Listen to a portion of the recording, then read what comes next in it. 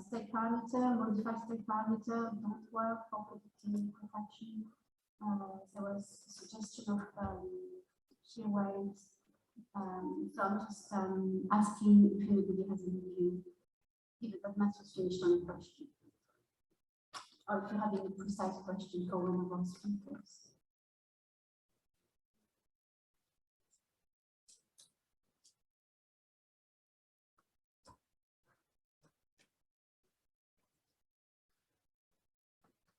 So I have a question for you, Aria, because you talk about, we've seen that not only these don't work, but there are plenty of other factors to consider, the size, the shape of the soil, the fabric, and you talk about roundness and solidity, right?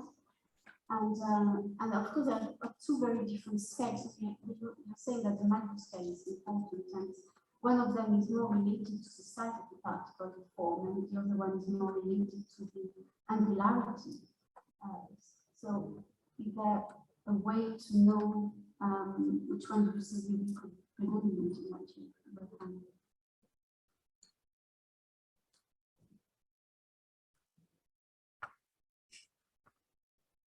It's very hard for me to hear the significance of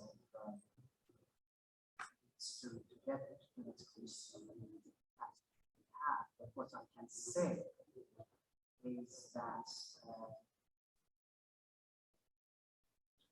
that shape of, at least what I've seen, not only sand, even if you add additives to your soil like plastic, regardless of the elasticity of that material that you're adding, and the difference between that and what is very understood. So, shape of your particles, larger particles, and rigid balls, will have an implication on the fabric of the fineness of the accumulate around them, hence also the parameters that follow. Both the cyclic conditions for that's what I know and I've seen. But comparing the significance of those two, I do have an answer.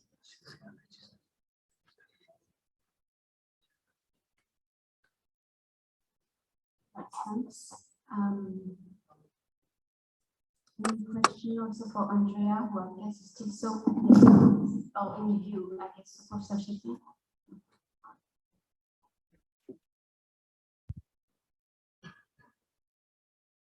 Thank you, Professor Chairman. I was simply being nice, like by not asking questions and letting the audience enjoy the presentations, but it looks like I have the opportunity to ask questions. I have two questions, actually three questions with your permission. One is for Professor Diambo. I truly enjoyed the presentation. Thank you, that was lovely. You know, it looks like the organization committee arranged the formal presentations in such a nice way that they were all complimentary.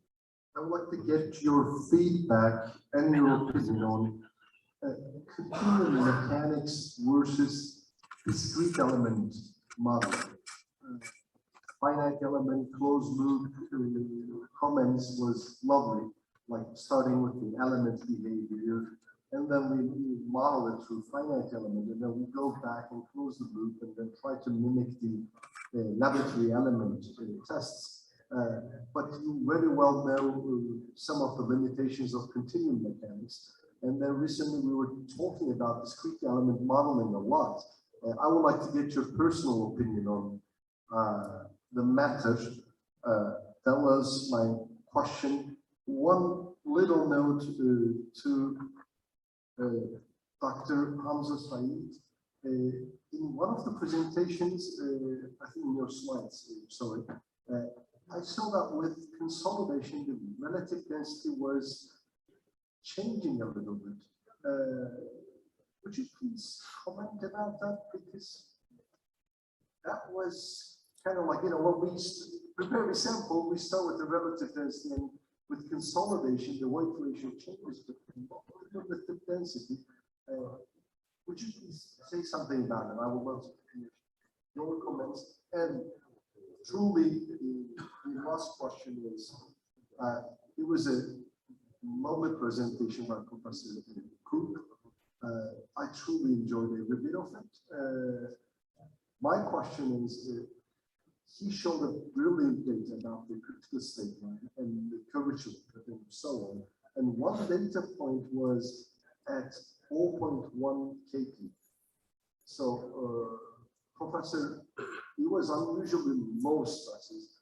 I know that we need to perform those tests because that's the region where we are confused. Some researchers speculate that it concaves up. And so I truly love to get your feedback and opinion. Thank you, Professor Cherry. Okay, so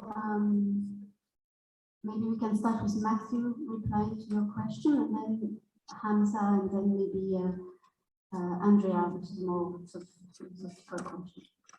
But the 0.1 we do is an easy one. We're plotting a low graph, and of course that sample is simply little by p-dash of 0. So to get it on the low graph, we simply plot it up 0.1. That was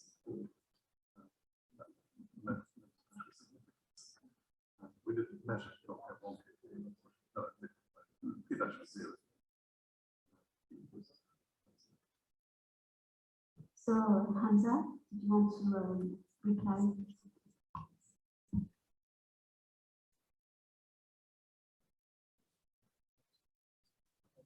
Professor, in that aspect, when we were adding the plastic fines, especially, and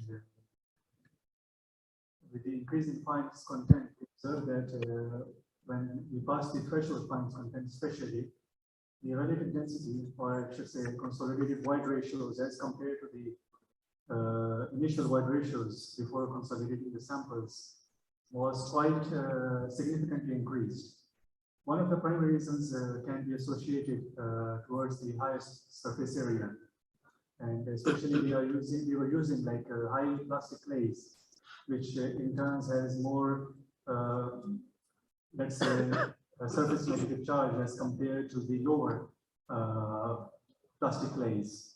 So that is one of the, for example, attributions we can say towards these very high percentage increment in the consolidated wide ratios. And I hope I answered the question.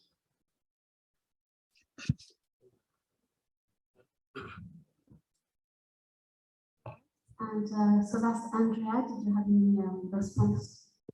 Yeah, so first of all, thank you for the question, and I would like also to congratulate Professor Setin for his presentation personally, because I really enjoyed that one as all the other presentation. Regarding the use of the discrete element modeling, I think that that's indeed a very valuable tool, and you can actually see how I try to explain some feature of what was happening using contact forces and chains, and that is actually, I believe that DM will actually be very helpful to understand many aspects there. My concern is mostly about how that is applied in a 3D boundary value problem where you have computational effort. And to be frank, I have to say that even our modeling that we did with FE, with the pile, when we go to apply quite a number of cycles, we can have simulation running for weeks. So we actually have run a drain analysis in a different exercise, and we were doing under cycle, and the simulation was running for 3, 4, 5 days. So you can now see that how expensive is that.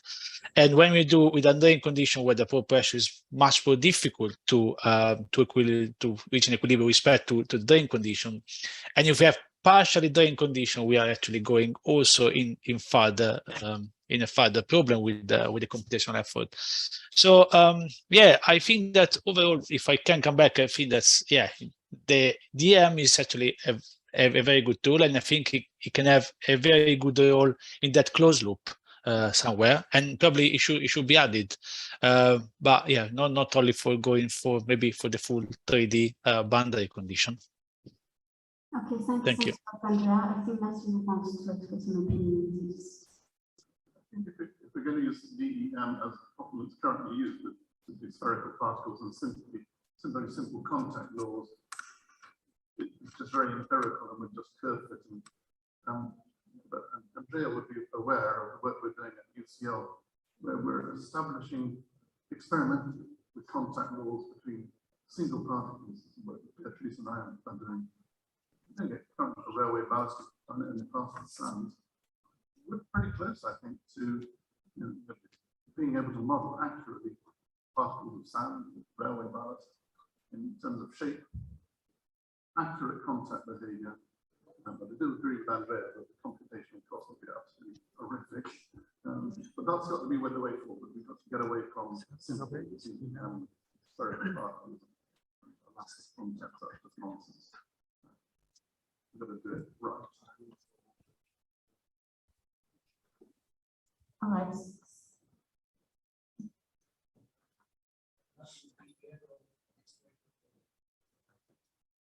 It says that's the end of my job as an experimentalist, but I'm retiring anyway, so I don't care.